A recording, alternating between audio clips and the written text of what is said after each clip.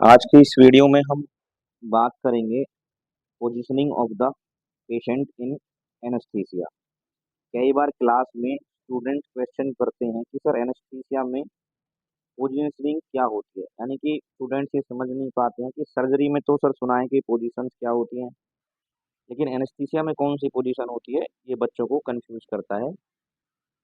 मेरी क्लास के स्टूडेंट्स ने मुझसे पूछा था कि सर हमें ये बताइए कि एनेस्थीसिया देते वक्त कौन कौन सी पोजीशंस होती हैं और हम उन्हें कैसे याद रख सकते हैं। तो इसके कुछ थोड़े से पॉइंट्स हैं जो आपको याद रखने होंगे। एनेस्थीसिया में ज़्यादा पोजीशंस नहीं होती हैं, तीन चार पोजीशन होती हैं, उनके बारे में आपको याद रखना होगा और वो किस पे डिपेंड करती हैं ये चीज़ भी आपको याद रखनी होगी। तो शुरुआत करते हैं positioning of the patient in anaesthesia. The operation room assistant must explain to the patient the position required and also reassure him, यानी कि जो भी ऑपरेशन थिएटर असिस्टेंट है पहले तो उसे ये पता होना चाहिए कि आप उस पेशेंट को कौन सा एनेस्थीसिया देने वाले हैं या उस पेशेंट के कौन से पार्ट की सर्जरी होनी है।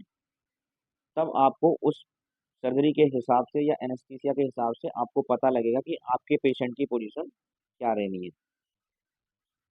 The position required and also reassuring, यानी कि जब आपको ये पता लग गया है कि पेशेंट की यही पोजीशन रहनी है तो वो पेशेंट को आप आसानी से समझाएंगे और रीअश्योर करेंगे कि पेशेंट की समझ में आ गया है या नहीं।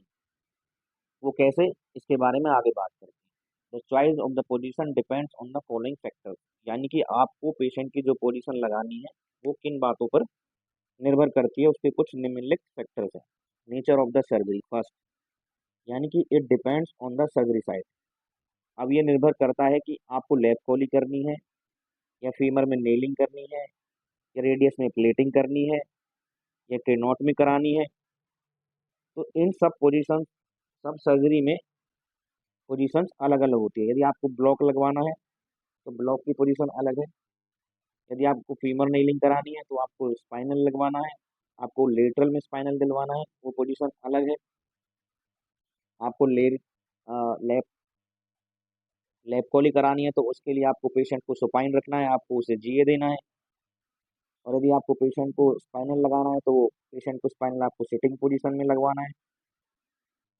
तो ये डिपेंड करता है नेचर ऑफ द सर्जरी पर। And second is the patient convenience due to injury और fracture of the lower limb of the patient may be able to take only a particular position, यानी कि ये भी depend करता है patient को injury कहाँ पर हुई है। यदि उसका लोअर लिम्ब फ्रैक्चर हुआ है तो आप उसको लेटरल पोजीशन इतनी आसानी से नहीं बना सकते हैं, उसको थोड़ा पेन होता है। तो ये सब आपको उसी समय पे देखना होता है कि आपका पेशेंट किस पोजीशन में कंफर्ट है, यानी कि आप उसको थोड़ा सा लेटरल करा दीजिए और एनेस्थेटिक स्पाइनल दे देते हैं।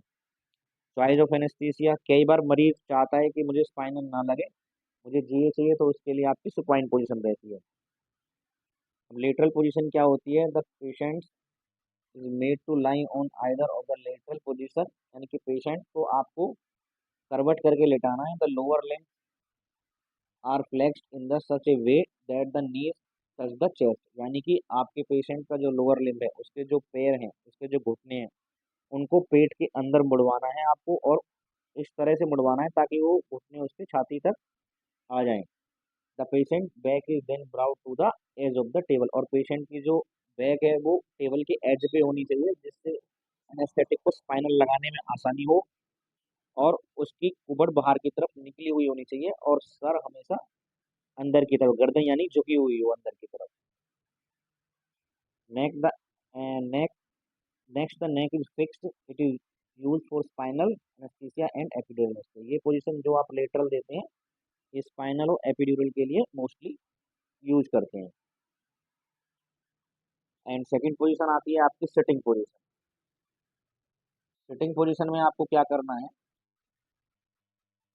जिस तरह से आपने लेटरल पोजीशन लगवाई है उसी तरह से आपको सिटिंग पोजीशन भी करनी होती है।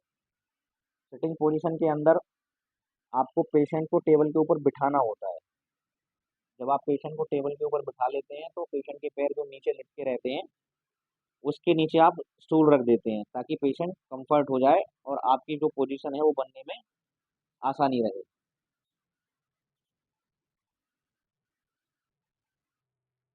Sitting position, it is more comfortable to the patient and is also preferred in patients who have difficulty in lying in the lateral position and for perineal surgery. जो पेशेंट अस्थमेटिक होते हैं जिनको लेटने में थोड़ी दिक्कत होती है, ऐसे मरीज को सिटिंग पोजीशन में या जिनकी पेरिनियल सर्जरी होनी होती है, नीचे की गुदे वाले हिस्से की सर्जरी होनी होती है एमएस पार्ट की, तो उन पेशेंट को सिटिंग पोजीशन में स्पाइनल एनेस्थीसिया देते हैं। या प्रोन पोजीशन में उनको कॉर्डल ब्लॉक लगाते हैं। The patient is made to sit on the table with the leg support on stool, यानी पेशेंट जब आपका बैठेगा तो उसके जब पैर नीचे लटकेंगे तो आपको क्या करना है, उसके पैर के नीचे स्टूल रखना है। The patient back is brought to the edge of the table, patient की बैक को आपको टेबल के एज तक लेके आना है और पेशेंट को सर झुकाने के लिए बोलना है और अपने शोल्डर रिलैक्स करने के लिए बोलना है। Then ask the patient to bend forward to flex the vertebral column, यानी कि आपको पेशेंट को बोलना है कि वो अपना कुबट, अपनी स्पाइन है उसको बाहर की तरफ निकाले मैक्सिमली, एंड अपनी नेक को, गर्दन को नीचे की तरफ फिक्स करे, अपने शोल्डर को रिलैक्स छोड़ दे। तो यही एनेस्थीसिया में कॉमन पोजीशन होती है जिनके अंदर आपको सर्जरी करानी है, यानी कि आपको स्पाइनल लगवाना है, एपिड्यूरल लगवाना है और पेशेंट को जीए दिलवाना है। और अगर आपको ब्लॉक लगाना होता है तो ब्लॉक लगाने की पोजीशन डिपेंड करती है कि आप कौन सा ब्लॉक लगा रहे हो और तो आपको कौन सी नर्व को ब्लॉक के द्वारा उसकी सेंसेशन को बंद करना है। अगर आपको क्वेश्चन आता है positioning of the patient in anaesthesia तो आपको इतना ही लिखना है, ये आपका 5 नंबर का, चाहे 10 नंबर का, चाहे 15 नंबर का, कितने भी नंबर का क्वेश्चन है, आपका एक भी आंसर, एक भी मार्क्स इसमें से नहीं काट पाएगा कोई भी। तो आपको इन छोटी छोटी बातों का ध्यान रखना है और अपने क्वेश्चन का आंसर देना है।